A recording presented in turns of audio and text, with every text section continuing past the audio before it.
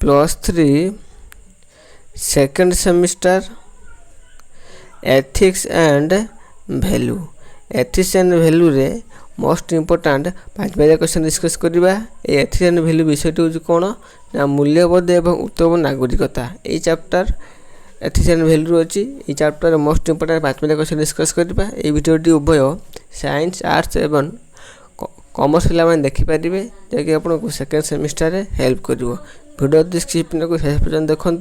आप प्रथम थर चैनल को भिजिट कर गोटे लाइक दिंतु, सांग निश्चित शेयर करूँ और गोटे सब्सक्राइब करूँ, जहाँफल मुझे वीडियो नेक्स्ट अपलोड करी और next semester 3rd semester 4th semester 5th semester और 6th सेमिस्टर रे ethics and value compulsory subject और ऑनर्स पेपर आप जानीपारे। चैनल टी सब्सक्राइब करूँ। एवं आसतु प्रथम क्वेश्चन डिस्कस करवा। प्रथम क्वेश्चन आसूची चिठा प्रस्तुति कमिटी उपर सम्यक धारणा दियो। Give an brief account on the drafting committee. संविधान प्रणयन सभा द्वारा गठित विभिन्न कमिटी मध्य चिठा प्रस्तुति कमिटी थिला गुरुत्वपूर्ण। संविधान जो आम प्रणयन करा से सभा मध्य सब गुरुत्वपूर्ण सभाटी गुरुत्वपूर्ण कमिटी कौन थी ना चिठा प्रस्तुति करवा कमिटी था सब गुरुत्वपूर्ण। ए कमिटी अध्यक्ष थे किए ना डॉक्टर भीमराव रामजी आम्बेडकर। चिठा प्रस्तुति कमिटी अन्य सदस्य मैंने किए ना BL Mittal, N Gopal Swami Iyengar, LD स्वामी आयर, KM मुंशी, मोहम्मद सैदुल्ला, DP खैतान और N माधव राव। एम कौन ना संविधान प्रणयन सभार अन्य सदस्य। BL मित्तल, गोपाल स्वामी अयंगर एम मुख्य आंकर चिठा कमिटी रे योगदान थिला, जहाँकि भीमराव आम्बेडकर अध्यक्षतार एम सब सहयोग कर भारत संविधान टी प्रणयन करथिले। परवर्ती समय रे DP खरताई मृत्यु पर TT कृष्णमाचारी कमिटी सदस्य होते। जितेबाला DP खैतान मृत्यु है तापर किए आसला TT कृष्णमाचारी एक कमिटी सदस्य होते। संविधान प्रणयन सभा चिठा प्रस्तुति कमिटी 1947 मसीहा अगस्ट 29 तारिख गठित होता। केवे 1947 मसीहा अगस्ट मास 29 तारिख गठित होता। संविधान प्रणयन सभार संविधान परामर्शदाता भाव में BN राव सहायता करते। संविधान प्रणयन सभार परामर्शदाता किए थे ना BN राव थे परामर्शदाता, जहाँकि सी परामर्श दूसरे से सभार। आउ कौन संविधान को संपूर्ण करने को संविधान प्रणयन सभा 11टी अधिवेशन अनुष्ठित होता। केतोटी ना 11टी अधिवेशन अनुष्ठित होता। 1947 मसीहा अक्टोबर मासरे ड्राफ्टिंग कमिटी सम्मुख संविधान प्रथम चिठा दाखल कर 240 धारा और 13टी अनुच्छेद थिला। प्रथम जितेबाला अक्टोबर मासरे ड्राफ्टिंग कमिटी सम्मुख संविधान प्रथम चिठा दाखल करागला सेतले 240 धारा और 13टी अनुच्छेद थिला।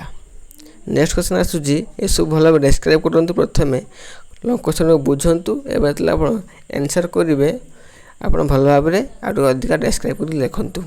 द्वितीय क्वेश्चन आसूची संविधान प्रणयन सभार कार्यधारा वर्णना कर। Describe the working of constitution assembly. संविधान प्रणयन सभार कार्यधारा विषय आम आलोचना करवा।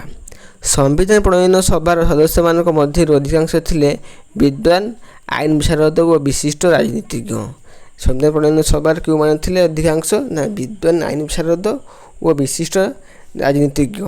पंडित जवाहरलाल नेहरू, सरदार वल्लभ भाई पटेल, डॉक्टर राजेंद्र प्रसाद, मौलाना अबुल कलाम आजाद, चक्रवर्ती राजगोपालाचारी, गोविंद बल्लभ पंथ, पुरुषोत्तम दास टकन, KM मुंशी, आचार्य कृपालिनी, TT कृष्णमाचारी भली कांग्रेस तुंग नेता मान संविधान प्रणयन सभार सदस्य थे। एम कौन ना अधिक विद्वान, आईन विशारद एवं विशिष्ट राजनीतिज्ञ, जहाँकि से संविधान प्रणयन सभार कार्यधारा भाव थे।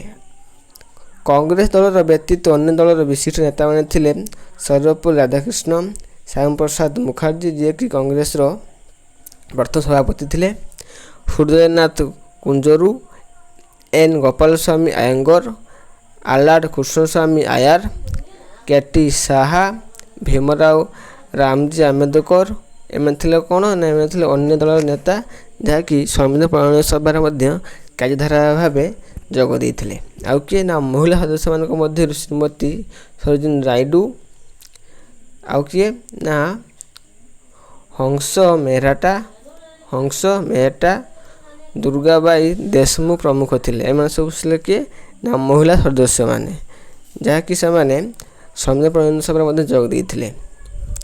ସମ୍ବିଧାନ ପ୍ରଣୟନ ବା ସମ୍ବିଧାନ ତିଆରି କରିବା ପାଇଁ ଏହାର ନିର୍ବାଚିତ ସଦସ୍ୟମାନଙ୍କର ପ୍ରଥମ ବୈଠକ ପାର୍ଲାମେଣ୍ଟ କେନ୍ଦ୍ରୀୟ ହଲ୍ ଡିସେମ୍ବର 9, 1940 ମସିହା ଦିନ ଅନୁଷ୍ଠିତ ହୋଇଥିଲା। ସମ୍ବିଧାନ ତିଆରି କରିବା ପାଇଁ ଏହାର ନିର୍ବାଚକ ସଦସ୍ୟମାନଙ୍କର ପ୍ରଥମ ବୈଠକ କେଉଁଠି ବସିଥିଲା ନା ପାର୍ଲାମେଣ୍ଟର କେନ୍ଦ୍ରୀୟ ହଲ୍ର ଡିସେମ୍ବର 9, 1946 ମସିହାରେ ଅନୁଷ୍ଠିତ ହୋଇଥିଲା। ଏଥିରେ ଡକ୍ଟର ସଚ୍ଚିଦାନନ୍ଦ ସିହ୍ନା ଅଧ୍ୟକ୍ଷତା କରିଥିଲେ। କିଏ ଏହି ଅନୁଷ୍ଠାନରେ ଡକ୍ଟର ସଚ୍ଚିଦାନନ୍ଦ ସିହ୍ନା ଅଧ୍ୟକ୍ଷତା କରିଥିଲେ। ପରବର୍ତ୍ତୀ ସମୟରେ ଡିସେମ୍ବର 11 ତାରିଖରେ ଡକ୍ଟର ରାଜେନ୍ଦ୍ର ପ୍ରସାଦ ସମ୍ବିଧାନ ପ୍ରଣୟନ ସଭାର ସ୍ଥାୟୀ ସଭାପତିତ୍ୱ ରୂପେ ଦାୟିତ୍ୱ ନେଇଥିଲେ। ନେକ୍ସଟ କିଏ ଆଇଲେ ଡିସେମ୍ବର 11ରେ ଡକ୍ଟର ରାଜେନ୍ଦ୍ର ପ୍ରସାଦ, ଯିଏକି ଭାରତର ପ୍ରଥମ ରାଷ୍ଟ୍ରପତି ହୋଇଥିଲେ। ସିଏ ସମ୍ବିଧାନ ପ୍ରଣୟନ ସଭାର ସ୍ଥାୟୀ ଭାବରେ ସଭାପତିତ୍ୱ ନେଇଥିଲେ। ସମ୍ବିଧାନ ପ୍ରଣୟନ ସଭାର 8ଟି ମୁଖ୍ୟ ଓ ଅନ୍ୟାନ୍ୟ ଗୌଣ କମିଟିମାନ ତିଆରି ହୋଇଥିଲା। ନେକ୍ସଟ କ୍ୱେଶ୍ଚନ୍, ଭିଡ଼ିଓଟିକୁ ଭଲ ଭାବରେ ଦେଖନ୍ତୁ ଏବଂ ଶେଷ ପର୍ଯ୍ୟନ୍ତ ଦେଖନ୍ତୁ ଏବଂ ନୋଟ୍ ମଧ୍ୟ କରିନିଅନ୍ତୁ। ନୋଟ୍ କଲା ପରେ ଏସବୁ ଆପଣଙ୍କର ମାଇଣ୍ଡରେ ଛାପା ହୋଇଯିବ, ତେଣୁ ଏଇ ଇମ୍ପୋର୍ଟାଣ୍ଟ ପଏଣ୍ଟଟାକୁ ନୋଟ୍ କରିନିଅନ୍ତୁ। ନେକ୍ସଟ କ୍ୱେଶ୍ଚନ୍ ଆସୁଛି, ସମ୍ବିଧାନର ସଂଜ୍ଞା ଦିଅ। ଡେଫିନାଇନ୍ କନଷ୍ଟିଟ୍ୟୁସନ୍। ସମ୍ବିଧାନର ସଂଜ୍ଞା ଦିଅ। ସମ୍ବିଧାନ ହେଉଛି ପ୍ରତ୍ୟେକ ରାଷ୍ଟ୍ରର ମୌଳିକ ଆଇନ, ଫଣ୍ଡାମେଣ୍ଟାଲ ଲ। ସମ୍ବିଧାନ ହେଉଛି କ'ଣ ନା ପ୍ରତ୍ୟେକ ରାଷ୍ଟ୍ରର ମୌଳିକ ଆଇନ। ରାଷ୍ଟ୍ର ଶାସନ ଓ ସରକାର ପରିଚାଳନା ଲାଗି ଆବଶ୍ୟକ ନୀତି ନିୟମ ଗୁଡ଼ିକୁ ସମ୍ବିଧାନ କୁହାଯାଏ। ରାଷ୍ଟ୍ର ଶାସନ କେମିତି ହେବ ଏବଂ ସରକାର କେମିତି ପରିଚାଳନା କରାଯିବ ଲାଗି ଆବଶ୍ୟକ ନୀତି ନିୟମକୁ ଆମେ ସମ୍ବିଧାନ କହିବା। ଏଟା ଗୋଟିଏ ଡେଫିନେସନ୍ ମଧ୍ୟ କ୍ୱେଶ୍ଚନ୍ ଆସିଥାଏ, ଏକମାଦିକା ଡେଫିନେସନ୍। ଏହା ରାଷ୍ଟ୍ର ଗଠନ ପଦ୍ଧତି, ସରକାରଙ୍କର କ୍ଷମତା ସମ୍ପର୍କରେ ଏହା ଆଲୋଚନା କରିଥାଏ। କିଏ ନା ସମ୍ବିଧାନ। ରାଷ୍ଟ୍ର ଶାସନ, ସରକାର ପରିଚାଳନା, ସରକାରଙ୍କ କ୍ଷମତା ସମ୍ପର୍କରେ ସମ୍ବିଧାନ ଆଲୋଚନା କରିଥାଏ। ଆଉ କ'ଣ ନାଗରିକମାନଙ୍କର ଅଧିକାର କର୍ତ୍ତବ୍ୟ ସମ୍ବନ୍ଧରେ ମଧ୍ୟ ଉଲ୍ଲେଖ କରିଥାଏ।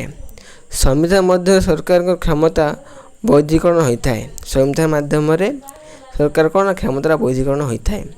ସମ୍ବିଧାନ ମଧ୍ୟ ଏକ ମୌଳିକ ଶାସନ ଦଲିଲ। ସମ୍ବିଧାନକୁ ଆଧାର କରି ଦେଶରେ ଶାସନ କାର୍ଯ୍ୟ ପରିଚାଳିତ ହୁଏ। ବିଭିନ୍ନ ରାଜନୀତି ବିଶାରଦମାନେ ସମ୍ବିଧାନର ସଂଜ୍ଞା ପ୍ରଦାନ କରିବାକୁ ଯାଇ ଭିନ୍ନ ଭିନ୍ନ ମତ ପ୍ରସାରଣ କରିଛନ୍ତି। ପ୍ରଥମେ କିଏ ଆସୁଛନ୍ତି ନା ଗିଲଖ୍ରିଷ୍ଟଙ୍କ ମତରେ କ'ଣ? ଗିଲଖ୍ରିଷ୍ଟଙ୍କ ମତରେ ସମ୍ବିଧାନ ସରକାର ଗଠନ, କ୍ଷମତା ବିଭାଜନ ଓ ସାଧାରଣ ନିୟମ ସମ୍ବନ୍ଧ ଉଲ୍ଲେଖ କରିଥାଏ। ଗିଲଖ୍ରିଷ୍ଟ କ'ଣ କହିଲେ ନା ସମ୍ବିଧାନ ହେଉଛି ସରକାରଙ୍କର ଗଠନ, କ୍ଷମତା ବିଭାଜନ ଓ ସାଧାରଣ ନିୟମ ସମ୍ବନ୍ଧରେ ଉଲ୍ଲେଖ କରିଥାଏ। ବିଖ୍ୟାତ ସମ୍ବିଧାନ ବିଶେଷଜ୍ଞ ଲର୍ଡ ବ୍ରାଇସ୍, କିଏ ଲର୍ଡ ବ୍ରାଇସ୍ କ'ଣ କହିଛନ୍ତି? ଯେଉଁ ଆଇନ ଓ ପରମ୍ପରା ଅନୁସାରେ ରାଷ୍ଟ୍ର ଜୀବନଧାରା ପ୍ରଭାବିତ ହୁଏ କିମ୍ବା ଯେଉଁ ଜଟିଳ ସମଷ୍ଟିଗତ ନୀତି ଓ ନିୟମାବଳୀ ଦ୍ୱାରା ସାମାଜିକ ସଂଗଠିତ, ଶାସିତ, ସଂଗତ ହୁଏ ତାହାକୁ ସମ୍ବିଧାନ କୁହାଯାଏ। ଇଏ କିଏ ନା ବିଶେଷଜ୍ଞ ଲର୍ଡ ବ୍ରାଇସ୍। ନା ଯେଉଁ ଆଇନ ଓ ପରମ୍ପରା ଅନୁସାରେ ରାଷ୍ଟ୍ର ଜୀବନଧାରା ପ୍ରଭାବିତ ହୁଏ ବା ଯେଉଁ ଜଟିଳ ସମଷ୍ଟିଗତ ନୀତି ଓ ନିୟମାବଳୀ ଦ୍ୱାରା ସମାଜ ଗଠିତ, ଶାସିତ ଓ ସଂଗତି ହୁଏ ତାକୁ ଆମେ ସମ୍ବିଧାନ ବୋଲି କହିବା। ଏକଥା ଲର୍ଡ ବ୍ରାଇସ୍ କହିଥିଲେ। ପ୍ରଫେସର କେସି ହୋୟାରଙ୍କ ମତରେ ଯେଉଁ ନିୟମାବଳୀ ଶାସନ କ୍ଷମତା ବ୍ୟବହୃତ ହେବାର ଉଦ୍ଦେଶ୍ୟ ଓ ଅଙ୍ଗଗୁଡ଼ିକ ନିୟନ୍ତ୍ରିତ କରେ ତାହା ହିଁ ସମ୍ବିଧାନ। ଯେଉଁ ନିୟମାବଳୀ ଶାସନର କ୍ଷମତା ବ୍ୟବହୃତ ହେବାର ଉଦ୍ଦେଶ୍ୟ ଓ ଅଙ୍ଗଗୁଡ଼ିକ ନିୟନ୍ତ୍ରିତ କରେ ତାହାକୁ ଆମେ ସମ୍ବିଧାନ କହିବା। ନେକ୍ସଟ କ୍ୱେଶ୍ଚନ୍ ଆସୁଛି, ସମ୍ବିଧାନର ଉତ୍ସ ଗୁଡ଼ିକ ଆଲୋଚନା କର। Discuss the source of constitution. ସମ୍ବିଧାନର ଉତ୍ସ ଗୁଡ଼ିକ। ଆନ୍ସର ଆସୁଛି କ'ଣ ନା ଭାରତୀୟ ସମ୍ବିଧାନ ମୌଳିକ ଭାବରେ ସମ୍ବିଧାନ ପ୍ରଣୟନ ସଭା ଦ୍ୱାରା ତିଆରି ହୋଇଥିଲା। ଏଥିରେ ସନ୍ନିବେଶିତ ବିଭିନ୍ନ ଧାରା ଓ ବିଧି ବ୍ୟବସ୍ଥା ପୃଥିବୀର ବିଭିନ୍ନ ଦେଶରେ ସମ୍ବିଧାନର ଅନୁକରଣ ପ୍ରସ୍ତୁତ ହୋଇଛି।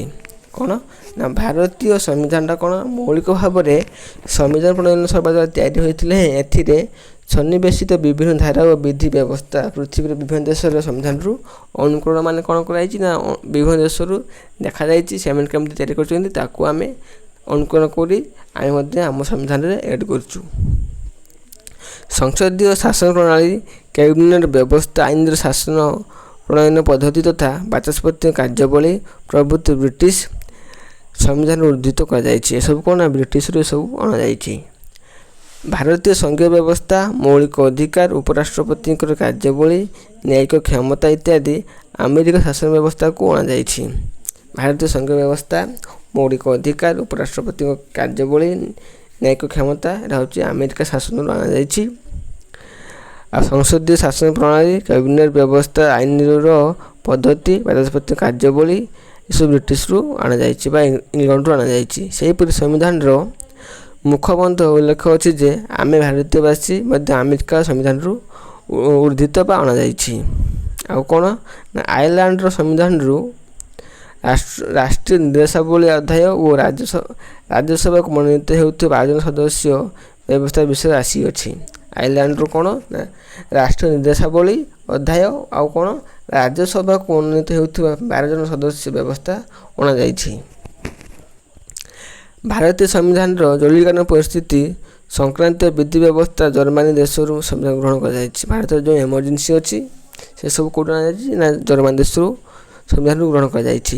ସେହିପରି ଅର୍ଦ୍ଧସଂଘୀୟ ବ୍ୟବସ୍ଥା ଅବଶିଷ୍ଟ କ୍ଷମତା ବ୍ୟବସ୍ଥା ସୁପ୍ରିମକୋର୍ଟର ପରାମର୍ଶଦାତା କ୍ଷମତା ଓ ଭାରତୀୟ ରାଜ୍ୟମାନଙ୍କ ସମ୍ମିଳନୀ ଇତ୍ୟାଦି କାନାଡ଼ା ସମ୍ବିଧାନରୁ ଅଣାଯାଇଛି। କେଉଁଠି ନା କାନାଡ଼ା ସମ୍ବିଧାନରୁ ଅଣାଯାଇଛି।